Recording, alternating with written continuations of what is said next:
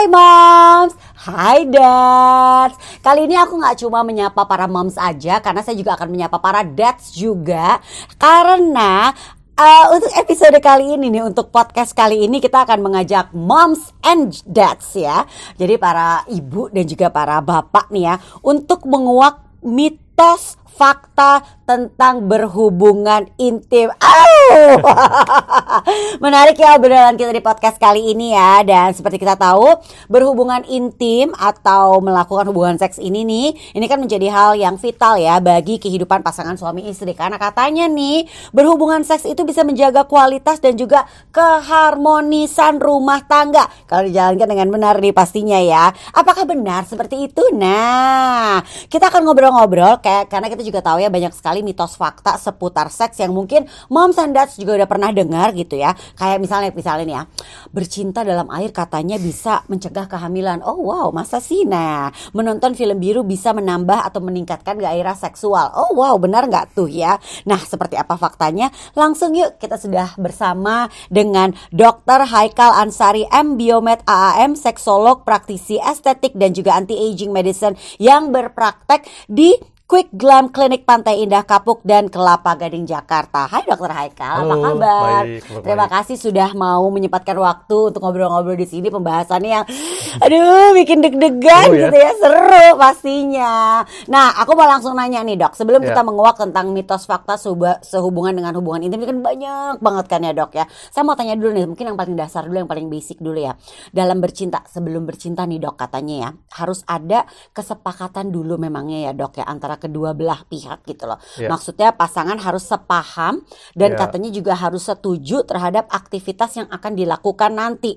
Nah, sebenarnya seberapa penting sih Dok kesepakatan tersebut atau yang disebut dengan sexual consent? Aduh Dok, kayaknya berhubungan seks emang harus ada seperti itu. Ada, itu penting banget ya. Jadi sexual consent ini definisinya adalah pernyataan persetujuan afirmatif yang disampaikan dengan jelas ya, volunteer, sadar, tidak dalam tekanan atau paksaan untuk terlibat aktif dalam aktivitas seksual. Jadi sexual consent ini merupakan sesuatu yang harus ada di awal ya. Dan memang jawabannya itu harus jelas ya. Jawabannya itu bisa berupa bahasa. Abu-abu. Betul, mesti bahasa yang lugas. Kemudian mesti ditunjukkan dengan antusiasme ya. Dan kalau misalnya pasangannya mengatakan tidak berarti nggak boleh dipaksa ya. Kemudian kalau misalnya jawabannya diam aja, itu bukan berarti iya. Dan harus dinyatakan dalam kondisi sadar, tidak boleh dalam kondisi mengantuk atau mabuk. Karena banyak nih ya, ketika di awal udah sepakat nih mau berhubungan, kemudian minum-minum dulu nih, terus ada yang tipsy kan. Nah, under influence alkohol ini ya Dok ya. Terus tiba-tiba diajak untuk melakukan hubungan seksual, itu gugur tuh seksual consent-nya, karena dia dalam kondisi nggak sadar, mengantuk. Gitu. Jadi sexual consent ini penting untuk supaya kita bisa tahu, kita menghargai pasangan kita, ya, kita tahu apa yang dia inginkan dan kita sampaikan apa yang kita inginkan. Ini dalam hubungan rumah tangga pun juga udah suami istri semuanya pun juga demikian harus. Ya, Dok ya? Dan sayangnya dalam hubungan suami istri, sexual consent sering dilewatkan. Kenapa? Karena merasa udah nikah, udah kayak hak milik, udah kayak barang ya. Apalagi kalau kita nih Indonesia kan masih menganut sistem patriarki, di mana menempatkan laki-laki itu memegang kendali, dominan di semua hal, termasuk dalam hal seksual. Sehingga si istri mau gak mau harus melayani suami dalam kondisi apapun ya. Bener. Ingat ya, tidak boleh ada kata-kata melayani ya, tapi saling melayani. Betul. Ya. Jadi jangan sampai nih tiba-tiba si suami udah baru pulang ke rumah, udah malam ya, si istri udah capek mengantuk ngurus anak, tapi pengen nih suaminya. Terus diajaklah istrinya. Nah, mungkin si istrinya ini nggak mau kan, karena udah capek. Tapi si suami bilang, oh nanti hati-hati loh, nanti kamu kalau melawan suami itu durhaka kan, sehingga terpaksalah istri melayani kan. Nah itu nggak boleh. Karena kalau dipaksakan, maka ini dikenamakan sebagai pemaksaan dan termasuk dari kekerasan seksual. Gitu. Ini yang harus diingat juga nih sama para moms nih ya. Karena balik lagi kayak tadi Dokter Haikal bilang, kan kita ya udahlah ya, aku istri ya melayani aja. Sementara harusnya itu seks tuh kalau kita ngomongin seks dalam rumah tangga pun equal, sama-sama nih suami istri saling memberikan ya kepuasan, betul kan Dok? Exactly. Nah, mari kita bahas soal mitos dan fakta tentang hubungan seks yang sering kita dengar. Ini beredar banget di masyarakat, pasti dokter juga udah sering ditanya ini. Cuman aku mau nanya dulu nih, ini kan satu hal yang pertama nih yang paling sering didengar adalah katanya mitos atau fakta nih Dok, kalau berhubungan intim itu katanya bisa juga bermanfaat untuk membakar kalori. Oh, kayak pasti, olahraga dong Dok. Pasti banget ya. Okay. Karena gini, yang dinamakan aktivitas atau hubungan seksual ini merupakan aktivitas tingkat sedang, bahkan bisa berat juga, ya.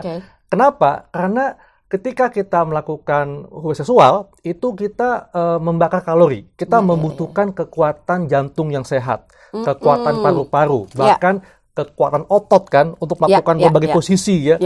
Diputer lah, helikopter lah, itu kan butuh kekuatan kan. Bener. Bahkan sudah ada di penelitiannya nih ya, bahwa ketika melakukan hubungan intim sebelum orgasme itu kalau diukur dengan satuan MET ya, di MET ini adalah energi yang dibutuhkan untuk beraktivitas itu sama dengan seperti kita berjalan kaki 4,5 kilo per jam. Bahkan energi yang digunakan pada saat berhubungan seksual di orgasme itu lebih tinggi lagi. Betul. Dan sebetulnya nih ya, ini ada syarat ya. Seseorang dikatakan mampu untuk melakukan aktivitas seksual kalau dia sanggup menaiki 20 anak tangga tanpa sesak napas. Nah, makanya abis ini aku coba ya gitu ya. Makanya bagi mereka yang punya penyakit yang katakanlah penyakit jantung yang cukup berat, itu memang ada pembatasan, tidak boleh melakukan aktivitas yang berat, termasuk hubungan seksual. Dok, berikutnya mitos atau fakta? Tapi itu juga kayak berupa pertanyaan juga sih ya, bukan cuma sekedar mitos atau fakta. Kenapa sih wanita itu lebih lama waktu bergairahnya daripada pria? Benar nggak tapi seperti itu? Kalau pertanyaannya apakah perempuan lebih lama bergairah dibandingkan laki-laki, ini mitos. Oh, itu sebenarnya mitos. Kenapa? Karena laki-laki perempuan sama-sama makhluk seksual. Dan yang namanya gairah seksual atau libido dipengaruhi oleh hal yang sama pada perempuan laki-laki ya. Betul. Hormonal. Kemudian juga rangsangan seks yang dirasakan. Dan juga pandangan tentang seks itu sendiri dan pengalaman seksual sebelumnya ya, dan juga adanya keterlibatan emosional di antara dua pihak. Nah, sedangkan kalau pertanyaannya apakah perempuan lebih lama mencapai orgasme dibandingkan laki-laki, itu yang fakta ya. Kenapa? Karena berdasarkan siklus respons seksual yang dirumuskan oleh Master and Johnson, kan ada 4 tuh, ada fase rangsangan, fase datar, fase orgasme, fase resolusi. Nah, pada perempuan, fase datar, jadi fase datar ini fase sebelum orgasme lebih panjang dibandingkan laki-laki. Ya, kenapa? Kalau kita lihat dari perbedaan alat kelamin laki-laki perempuan, kalau penis itu kan dia menjulur keluar, ya, artinya seluruh area penis merupakan area pekarangsang. Jadi dengan berbagai posisi bercinta pun laki-laki akan bisa mencapai orgasme. Karena terjadi di luar gitu ya posisinya ya. Tapi titik pekarangsang pada perempuan itu di dalam G-spot ya. Letaknya di dinding depan rongga vagina yang jaraknya 3-4 cm dari liang vagina. Dan bener tuh ya Dok ya. Dan G-spot ini terkadang kurang mendapatkan stimulasi pada saat berhubungan seksual. Sebabnya apa? Mungkin karena posisi bercinta yang salah. Kemudian mungkin karena penis ereksi laki-lakinya tidak keras optimal. Jadi kurang bisa memberikan tekanan kepada G-spot tersebut. Yang kedua, ada klitoris nih. Nah, klitoris ini letaknya memang di luar ya. Tapi sayangnya suka terlewatkan pada saat foreplay, suka nggak dirangsang, nggak distimulasi. Dan lebih sayangnya lagi nih, kayaknya masih banyak nih perempuan Indonesia yang disunat. Ini juga satu berita yang kita sering dengar juga. Sebetulnya sunat pada perempuan itu bukan tindakan medis dan tidak ada indikasinya. Ya, kenapa? Karena yang disunat pada perempuan itu biasanya bagian dari klitorisnya. Sedangkan klitoris ini merupakan bagian yang sangat sensitif pada perempuan sama seperti penis. Jadi kasihan kalau disunat gitu loh. Benar. Iya sih.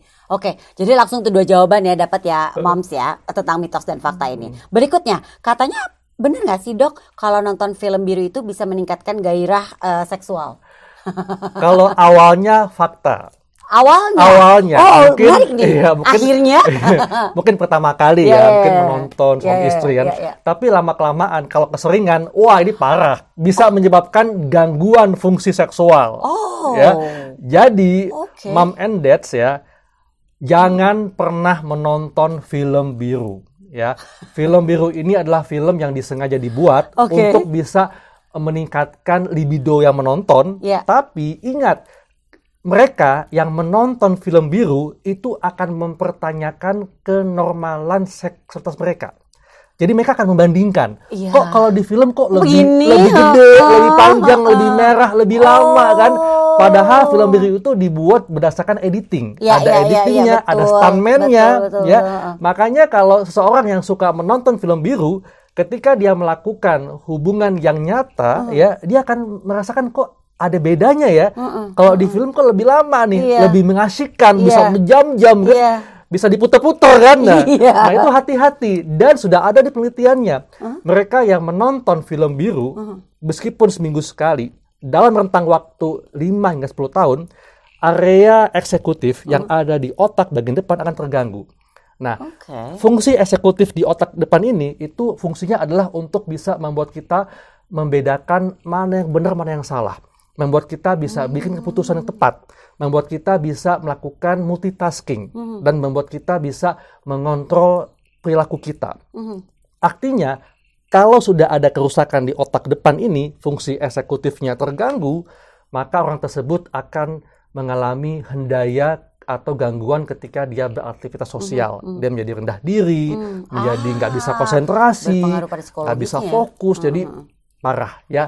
Dan sampaikan kepada anak-anak juga ya, hindari menonton film biru. Addicted juga ya katanya. Yes, exactly. Itu bahkan penelitiannya sudah ada ya, kerusakan yang diakibatkan akibat nonton film biru, itu kerusakan di otak itu seperti orang kecelakaan. Jadi parah banget. Nah tuh Moms, hati-hati ya Moms ya. Mitos atau fakta, pemakaian alat kontrasepsi bisa menurunkan gairah seksual?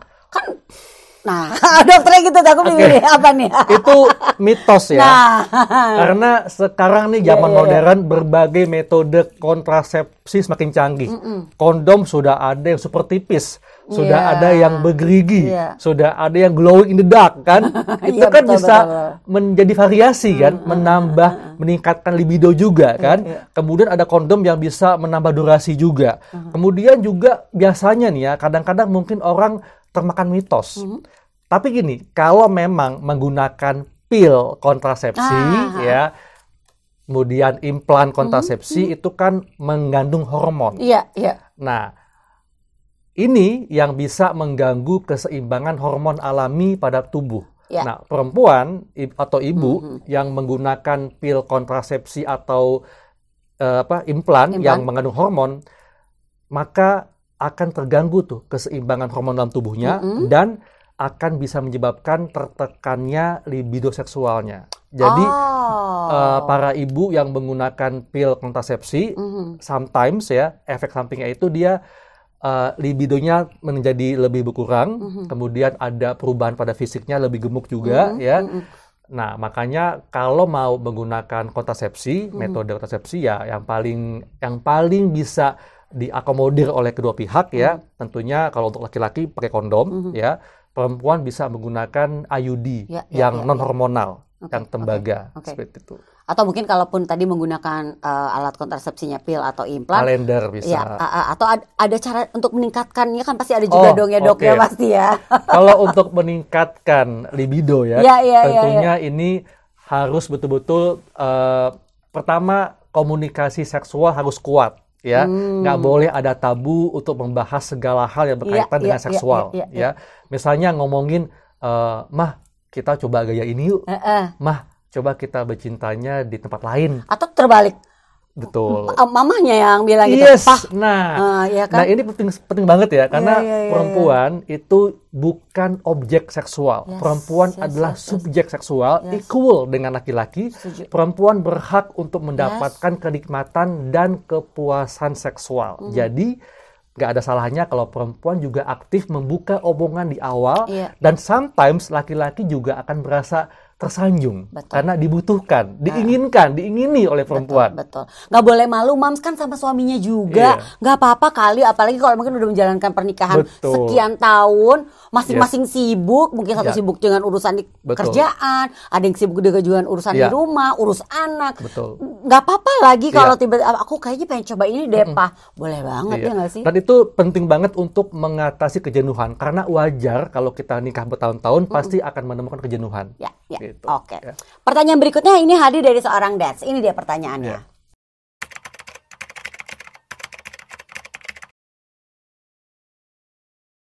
Sebetulnya ini mitos ya. Oke. Jadi para dads ya, jadi makan kambing itu, daging kambing itu sama seperti daging sapi ya, sama-sama mengandung protein, sama-sama ada zincnya, kemudian ada zat besinya. Tapi daging kambing ini bukan makanan yang serta-merta bisa bikin seseorang yang awalnya libidonya rendah tiba-tiba langsung on. Enggak ya, karena belum ada bukti ilmiahnya.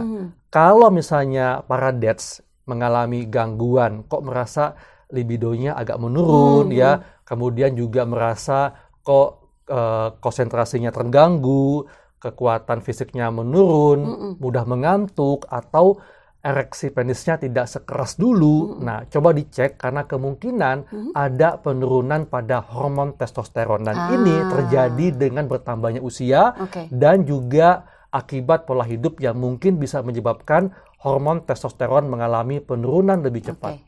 Nah, tapi ada nggak sih dok makanan yang katanya nih, ada nggak sih makanan yang bisa meningkatkan gairah seksual? Katanya kan kayak oyster. Kerang gitu ya? Iya, bener nggak sih dok? Gini, sebetulnya kayak kerang, seafood, atau daging kambing itu kan mengandung zinc ya. Nah, zinc ini memang mineral yang bisa membantu untuk memproduksi hormon testosteron. Tapi itu butuh waktu, butuh jalan yang panjang. Oh, jadi nggak sekali abis makan langsung gitu ya? Oh, baik. Jadi itu mitos ya? Soal makanan-makanan itu ya? Baik, tuh terjawab ya dads ya. Berikutnya, mitos atau fakta? Posisi dalam melakukan hubungan seks ini bisa mempengaruhi lamanya atau durasi bercinta. Lamanya durasi bercinta. Fakta. Oh, fakta. Oke. Jadi gini, mom and dad itu harus paham bahwa ketika melakukan hubungan seksual itu ada 3 tahap ya. Yang pertama tahap foreplay, seperti appetizer. Yang kedua intercourse, main course-nya. Yang ketiga afterplay atau dessertnya. Ya. Nah, biasanya nih laki-laki sering mempersingkat foreplay. Kenapa? Karena laki-laki mudah terangsang, mudah bangkit libidonya. Sementara perempuan dia butuh waktu, ya, butuh waktu untuk bisa merasakan untuk bisa terangsang dengan optimal. Dimana kalau perempuan yang terangsang optimal itu ditunjukkan dengan lubrikasi vagina yang sudah mulai basah, ya, dan juga adanya ereksi klitoris. Nah, kemudian karena laki-laki ini lebih sering mempersingkat foreplay, ya, jadinya perempuan ketika dipenetrasi lubrikasi vaginanya belum banyak, sakitan, karena teriritasi, gitu. Nah, makanya penting sekali untuk fokus pada foreplaynya. Jadi foreplaynya ini durasinya diperpanjang sampai perempuan betul-betul terangsang optimal. Ya. Yang kedua, nah, foreplay ini tidak hanya penting bagi perempuan, tapi juga penting bagi laki-laki nih. Dengan laki-laki atau para dads fokus ke foreplay, maka para dads itu bisa sedikit merelaksasikan rasa exciting yang berlebihan sehingga tidak tergesa-gesa melakukan penetrasi. Jadi sebenarnya bermanfaat buat dua-duanya ya. Betul, ya. Dan wajar nih, wajar para dads ya, ketika foreplay penisnya itu naik turun. Ereksi lembek lagi, lembek lagi, itu wajar ya. Jadi nggak usah khawatir gitu ya. Kemudian lakukan posisi bercinta, posisi yang membuat perempuan ini memegang kendali. ya. Misalnya apa? Iya. Posisi perempuan woman on top, ya. Dengan posisi perempuan di atas, maka perempuan bisa mengatur ritme penetrasi, mengatur kedalaman penetrasi, bahkan mengatur sudut penetrasi. Dengan perempuan memegang kendali, maka perempuan bisa tahu nih bagaimana membuat dia bisa menikmati penetrasi dan bisa membuat dia mudah mencapai orgasme. Dan dengan perempuan memegang kendali, keuntungan bagi laki-laki adalah laki-laki bisa lebih lama untuk mencapai orgasmenya. Nggak cepat-cepat ejakulasinya. Gitu loh. Jadi itu fakta bahwa yang namanya posisi pecinta itu bisa berdampak kepada durasi hubungan seksual. Gitu. Dok, ini kayaknya udah dari zaman dulu ya kita mendengar tuh suka ada istilah size does matter gitu loh. Katanya semakin besar Mr. P gitu ya, wanita tuh akan semakin puas. Itu mitos atau fakta sih, Dok? Itu mitos ya. Itu mitos. Itu egonya laki-laki sih. Baik. Laki-laki merasa bangga kalau penisnya besar tapi ininya nggak besar. Iya, benar. Jadi nggak gitu ya, Dok ya? Karena gini ya, ini penting banget laki-laki untuk tahu anatomi kelamin perempuan. Saya katakan tadi di awal bahwa G-spot perempuan itu letaknya pendek kok, hanya 3-4 cm dari liang vagina.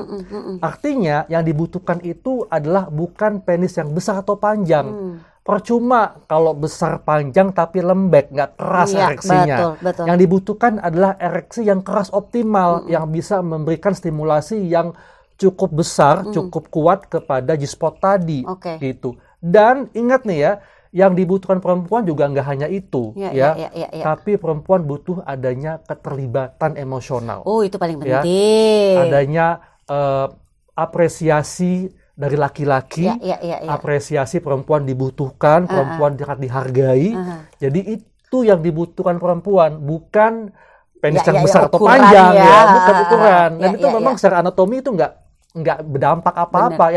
Yang penting itu adalah ereksi yang keras optimal. Dan perempuan itu kan baper ya, kebawa perasaan ya. Itu benar tadi dokter bilang. Betul. Ya kan? Jadi penting sekali ketika berhubungan itu laki-laki juga harus bisa menggunakan kata-kata yang romantis, kalimat afirmasi positif. Jadi jangan jadi jangan mendesah-desah aja, tapi coba berikan apresiasi kepada perempuan karena ya dengan kalimat romantis dari laki-laki ini perempuan juga bisa lebih membuat dia tambah bergairah, membuat dia mudah untuk mencapai orgasme. Gitu. Dok, kita juga tahu ada beberapa perempuan yang membutuhkan bantuan lubrikan atau pelumas nih untuk memperlancar perjalanannya gitu kan ya, Dok ya. Tapi benar nggak sih katanya ini bisa menyebabkan kanker rahim, Dok, pemakaian lubrikan atau pelumas ini? Mitos ya, setahu saya sampai dengan saat ini belum ada penelitian yang menunjukkan bahwa penggunaan lubrikan bisa menyebabkan kanker serviks. Karena yang menyebabkan kanker serviks atau kanker leher rahim, mulut rahim, itu sebagian besar disebabkan oleh infeksi HPV, Human Papillomavirus, yang ditularkan melalui hubungan seksual yang tidak aman. Itu. Jadi itu mitos. Mitos ya. Berikutnya, kata di awal saya udah sempat nanya tuh, Dok, udah sempat menyinggung. Katanya berhubungan intim di dalam air tidak akan menyebabkan kehamilan. Benar nggak sih, Dok? Itu sebetulnya mitos ya. Hati-hati. Jadi gini, sebetulnya gini, berhubungan intim di dalam air. Nah, hati-hati nih ya. Air ini bisa, misalnya nih ya, bercinta di kolam renang atau di bathtub lah ya. Nah, air ini bisa mengganggu keseimbangan pH alami vagina.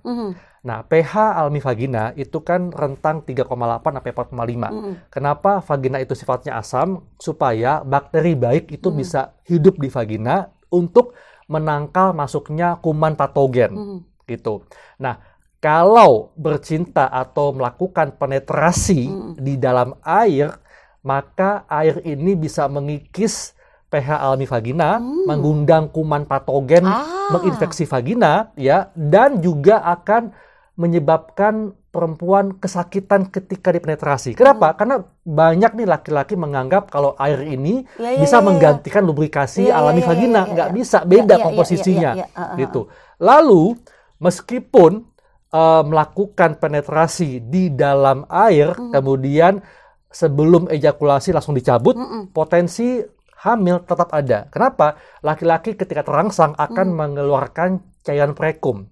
Prekum ini cairan yang bening ya. Jadi beda sama sperma atau air mani. Nah, prekum ini bisa mengandung sel sperma. Dan ingat, untuk terjadinya kehamilan hanya membutuhkan 1 sel sperma. Gitu. Ya, tapi kalau memang ingin variasi ya, silakan melakukan foreplay di dalam air, di bathtub ya. Tapi ketika penetrasi itu lakukan di luar air. Ya, karena tadi ternyata lebih banyak nggak banyak manfaatnya gitu ternyata ya dok ya. Betul.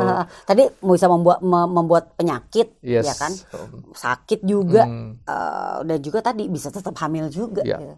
Oke. Itu baik, harus dicatat.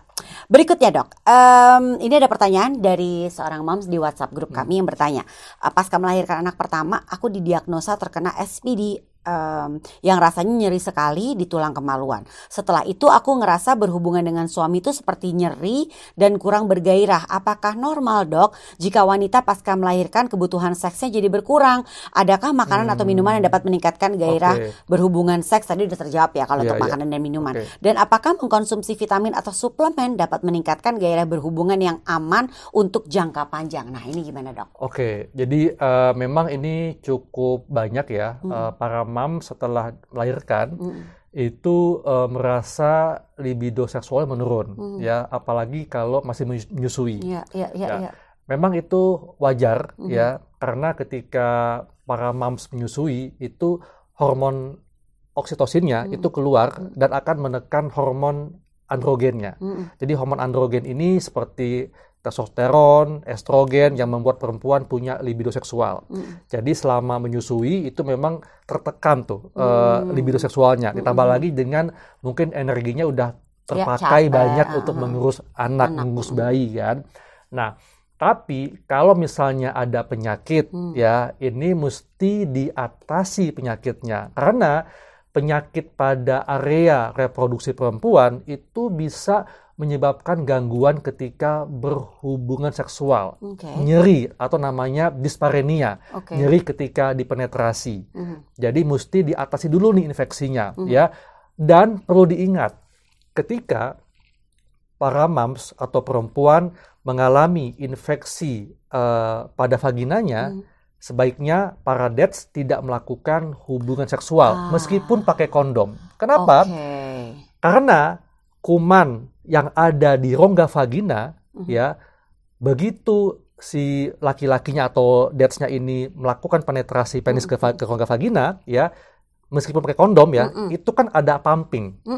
Nah, dikhawatirkan kuman yang ada di rongga vagina itu terdorong masuk ke atas, masuk ke rongga rahim, akan menginfeksi rahim, kemudian bisa menginfeksi saluran telur, bahkan bisa menginfeksi rongga panggul perempuan. Panjang ya, dok? Nah, itu. Jadi usahakan ketika para mams mengalami infeksi pada alat reproduksinya, obati dulu dan tunda dulu melakukan hubungan seksual. Ya. Ini bisa dikomunikasikan tentunya bersama pasangan kita, tentunya bersama suami kita ya. Sebagai penutup, kasih tips dong untuk moms and dads agar kehidupan seksnya tetap bergairah walaupun mungkin udah pada sibuk ya, sibuk ngurus anak, usia pernikahan juga mungkin udah lumayan. Nah ini gimana nih dok? Oke, jadi penting banget untuk para moms and dads untuk saling membangun dan menjaga komunikasi seksual, termasuk para laki-laki perempuan yang merencanakan pernikahan, ya. Dan memang kalau mengalami kejenuhan itu wajar, makanya penting sekali untuk bisa membahas, nggak boleh tabu segala hal yang berkaitan dengan seksualitas, ya.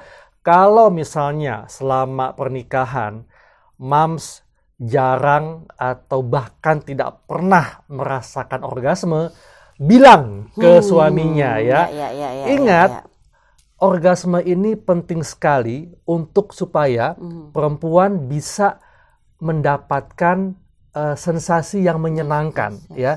Karena kalau misalnya perempuan atau laki-laki juga tidak pernah atau jarang merasakan kenikmatan seksual, ya, tidak pernah merasakan kepuasan, maka hal ini akan membuat dia secara psikis akan menjadi rendah diri. Dia merasa ada yang salah pada dirinya. Ada apa nih? Something wrong with my body. Gitu. dan itu akan berdampak kepada produktivitasnya ya, dan dia akan jadi stres. Kalau udah stres akan berdampak ke kesehatan fisiknya dan akan semakin menurunkan gairah seksualnya dan dia akan menjadi nggak minat untuk melakukan segala hal yang berkaitan dengan aktivitas seksual. Makanya penting sekali untuk dikomunikasikan ya. Makanya penting banget untuk perempuan itu, para istri harus equal dalam hal seks ya. Istri atau moms bukan objek seksual tapi subjek seksual. Dan yang mesti para moms pahami, terkadang yang membuat para moms atau istri sulit atau jarang mendapatkan orgasme, kadang-kadang disebabkan oleh pihak suaminya. Ya. Aduh. Kenapa? Kalau ada gangguan ereksi di pihak suami, ereksinya tidak keras optimal atau ejakulasinya terlalu cepat, maka ini yang membuat perempuan atau para moms sulit untuk menikmati penetrasi dan sulit untuk mencapai orgasme. Kalau ereksinya lembek, nggak keras, bagaimana bisa menstimulasi G-spot perempuan? Kemudian kalau ejakulasi cepat, perempuannya atau para moms udah on the way menuju klimaks, tahu-tahu udah keluar duluan. Kan kalau laki-laki kalau udah keluar jadi lembek penisnya kan, kentang kan. Nah makanya para dads ya, laki-laki jangan denial kalau merasa ereksi penisnya tidak keras optimal atau ejakulasinya cepat. Bilang ke istrinya, dan istri pun juga berhak untuk menanyakan ke pihak suaminya dan sama-sama berobat ke dokter. Jangan malu, jangan melakukan pengobatan sendiri, karena hati-hati nih, tidak semua gangguan seksual dapat diatasi dengan obat kuat. Ingat, obat kuat ini merupakan obat resep dokter yang indikasinya hanya boleh diberikan atas persetujuan dokter. Jadi nggak boleh sembarangan, dan apalagi kalau belinya di toko obat pinggir jalan. Hati-hati ya. Jadi jangan pernah malu, tabu untuk datang ke dokter kalau mengalami gangguan fungsi seksual. Dan ingat, para dads atau laki-laki nggak boleh denial kalau mengalami gangguan seksual, komunikasi kepada istrinya dan bareng istrinya datang ke dokter untuk konsultasi. Iya, itu biar sama-sama jadinya. Ya kan, ini penting soalnya untuk keharmonisan rumah tangga. Dokter Haikal, terima kasih. Ini seneng banget ya ngobrol, jadi tahu banyak nih, walaupun dengerinnya malu gitu kan ya. Tapi kita jadi dibukakan matanya nih tentang hubungan seks suami istri harus seperti apa sih sebaiknya. Terima kasih Dokter Haikal Ansari M, Biomed AAM, seksolog, praktisi estetik dan anti-aging medicine yang berpraktek di Quick Glam Clinic Pantai Indah Kapuk dan Kelapa Gading Jakarta. Terima kasih ya dokter. Dan juga terima kasih ya buat moms yang sudah mendengarkan podcast Mother and Beyond.